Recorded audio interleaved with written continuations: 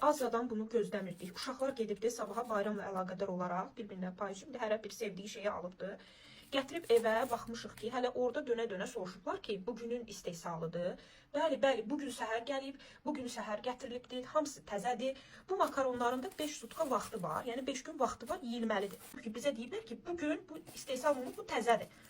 Getmişik, çeklər də buradadır, tort almışdı, bir də makaron. Getmişik, çeklər də buradadır və deyir ki, biz bunu qaytara bilməliyik, gedin, oturun, indi yiyin. Və deyirik ki, biz sizdən axı almağa gələndə siz dediniz ki, bu bugünün istehsalıdır, təzə gəlib, yeni pişirib. Yox, deyir ki, bu qidadır, siz bugün gedib oturub bunu yeməlisiniz, biz qidanı qaytarmırıq, nə bilim nə. Baxın, tarix də buradadır, ayın 6-sı, saat 13:10-da alınıbdır. Yəni, biz hətta dönə-dönə demişik ki, biz bunu hədiyyə olaraq alırıq, sabah uşaqlar bir-birinə verəcək də par. Biz indi bu vaxtı keçmişik, uşaqlara necə yedizdirək? Sən heç olmaya deyərdin ki, xanım, bu ayın ikisinin istehsalıdır. Biz bilərdik buna 8 manat pul vermək əvəzinə gedib başqa şey alardın. İndi uşaqlar sevir deyənə biz bu məhsulu almışıq, bunu almışıq.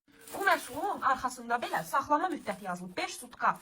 Yəni ki, uşağına sonuncu gün tarixli olan bir qidanı yedizdirər. Özdə indiki uşaqlar da qidaya qarşı vəbşə həssasdılar. Yəni, bu biabırçıq sadəcə bizə həqiqəti deyə bilərdiniz ki, bu ikisinin istehsalıdır.